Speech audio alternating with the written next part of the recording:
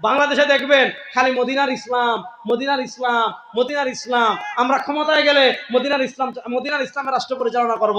আরে বেটা, মদিনার ইসলামে আব্রাহাম লিঙ্কনের গণতন্ত্র নাই, মদিনার ইসলামে ধর্মনিরপেক্ষতা নাই, মদিনার ইসলামে ব্রিটিশ প্রবর্তিত বিচার ব্যবস্থা নাই, মদিনার ইসলামে চাঁদাবাজি নাই, মদিনার ইসলামে খুন নাই, মদিনার ইসলামে ধর্ষণ নাই, মদিনার ইসলামে দুর্নীতি নাই, মদিনার ইসলামে টাকা পাচার নাই। যারা একদিকে বলবে মদিনার ইসলাম, আর একদিকে আব্রাহাম লিঙ্কনের আদর্শ প্রতিষ্ঠা করতে চাইবে, ধর্মনিরপেক্ষতা প্রতিষ্ঠা করতে চাইবে, চাঁদাবাজি করবে, দুর্নীতি করবে, এরা মদিনার ইসলাম না শয়তানের ইসলাম প্রতিষ্ঠা করতে চায়। সুতরাং প্রকৃত মদিনার ইসলাম তাই যেখানে ঘর থেকে নিয়ে সংসদ পর্যন্ত সবকিছু আল্লাহর কোরআনের বিধানে পরিচালিত হবে ইনশাআল্লাহ। এজন্য আল্লাহর কোরআনের বিধান বাংলাদেশের ঘর থেকে নিয়ে সংসদ পর্যন্ত প্রতিষ্ঠা হোক।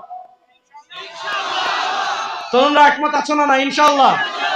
জেনজি একমত আছেন না? ইনশাআল্লাহ। আপনারা গণতন্ত্র দেখেছেন, ধর্মনিরপেক্ষতা দেখেছেন, সমাজতন্ত্র দেখেছেন, ন্যাশনালিজম দেখেছেন, সব বাংলাদেশে ফেল। একটা মন্ত্র বাকি আছে, এটার নাম ইসলাম। বলেন, একটা মন্ত্র বাকি আছে, এটার নাম, এই যুবকরা জুড়ে বলেন, একটা মন্ত্র বাকি আছে, এটার নাম ইসলামকে বাংলাদেশের রাষ্ট্র ক্ষমতায় দেখার জন্য প্রস্তুত আছেন তো সবাই ইনশাআল্লাহ? এই ইসলামকে রাষ্ট্র ক্ষমতায় দেখার জন্য প্রস্তুত আছেন তো ইনশাআল্লাহ? আজকের এই মাহফিলে বিশ্ব ইসলামী রাজনীতির অন্যতম অগ্রদূত মুফতি সৈয়দ রেজাউল করিম পীর সাহেব চরমনায় আসবেন। আধিপত্যবাদ বিরোধী সংগ্রামের অন্যতম মহাপুরুষ আল্লামা মামুনুল হক সাহেব আসবেন।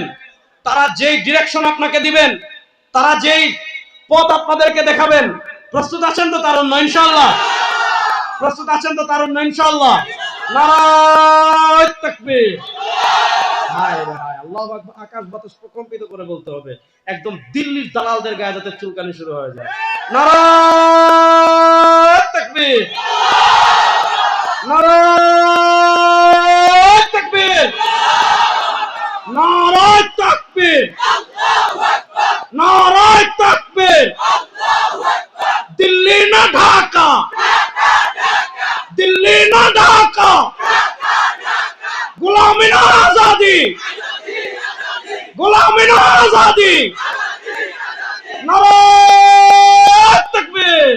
ওয়াজ কেমনে চলবে, খানকা কেমনে চলবে, মসজিদ কেমনে চলবে, মাদ্রাসা কেমন চলবে, সমাজ কেমনে চলবে, ব্যবসা কেমনে চলবে, রাজনীতি কেমনে চলবে, রাষ্ট্র কেমনে চলবে, অর্থনীতি কেমনে চলবে, বিচার কেমনে হবে, সংবিধান কেমন হবে, আধিপত্যবাদ মোকাবেলার জন্য ঐক্যবদ্ধ কেমন হবেন, হ্যাঁ, পৃথিবীতে ইসলামকে বিজয় করার জন্য কি কি করবেন, বাতিলের মোকাবেলা করার জন্য কি কি করবেন, ঘর থেকে নিয়ে রাষ্ট্র, জীবন থেকে নিয়ে মৃত্যু, সবকিছু কেমনে চলবে ইসলামে আছে না নাই?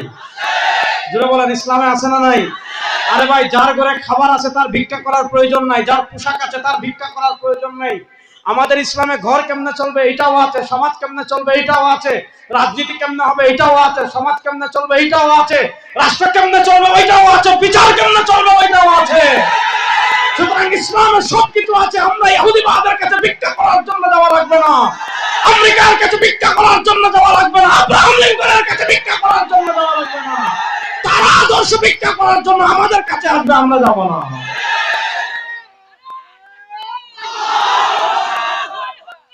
বুঝেন, আদর্শ ভিক্ষা করার জন্য আমরা তাদের কাছে যাব না, তারা আমাদের কাছে আসবে। কিন্তু এখানে পেশটা লাগে কোথায় শুনেন? মুসনাদে আহমদের একটা হাদিস পড়ি, মুসনাদে আহমদের একটা হাদিস পড়ি, হাদিসের ব্যাখ্যা করে বিদায় নেব। হযরত আবু উমামা বাহিলী রাদিয়াল্লাহু তাআলা আনহু থেকে হাদিস এসেছে, আল্লাহ রাসূল সাল্লাল্লাহু আলাইহি ওয়াসাল্লাম বলেন, লাতুন কাদান্না উরাল ইসলাম উরওয়াতান উরওয়া ইদান তাকাবাত মিনহুন্না উরওয়া তাশাব্বাসান নাস বিল্লাতী তালিহা আউয়ালুহুন্না নাকদান আল হুকম ওয়া আখিরুহুন্না নাকদান আস-সালাহ। আল্লাহ রাসূল সাল্লাল্লাহু আলাইহি ওয়াসাল্লাম বলেন, এখানে দেখেন আমি বসে আছি, চেয়ারের খুঁটি আছে, এখানে প্যান্ডেল করেছেন, প্যান্ডেলের খুঁটি আছে, চেয়ারের হাতল আছে। ইসলামের অনেকগুলা স্তম্ভ আছে, ইসলামের অনেকগুলা খুঁটি আছে, ইসলামের অনেকগুলা হাতল আছে। রাসূল করিম সাল্লাল্লাহু আলাইহি ওয়াসাল্লাম বলেন, এই যে সিদ্দিকী সাহেব এত বিশাল প্যান্ডেল করেছে ওনার মাদ্রাসা, আপনি মধ্যখান থেকে যদি একটা পিলার তুলে ফেলেন তাহলে প্যান্ডেলের তেমন সমস্যা হবে না, কিন্তু একটু দুর্বলতা আসবে। আরেকটা তুলবেন, আরেকটু কমবে, আরেকটা তুলবেন, প্যান্ডেল মধ্যখানে ভেঙে পড়ে যাবে। আপনি একটা চেয়ারের পিলার যদি হাতল না থাকে, আপনি চেয়ার খাড়া করে রাখতে পারবেন, কিন্তু আপনি বসতে পারবেন না। চেয়ারে বসলে ধপাস করে চেয়ার পড়ে যাবে। মনোযোগ। ঠিক তেমনি ভাবে ইসলাম অনেকগুলো স্তম্ভের উপর দাঁড়িয়ে আছে, ইসলাম অনেকগুলো পিলারের উপর দাঁড়িয়ে আছে। ইসলাম অনেকগুলো হাতলের উপর দাঁড়িয়ে আছে।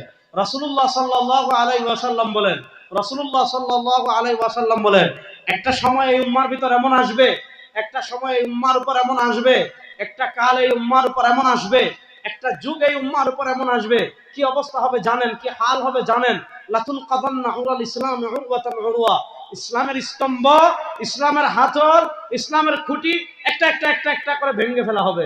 ইদান তাকাদাত মিনহুন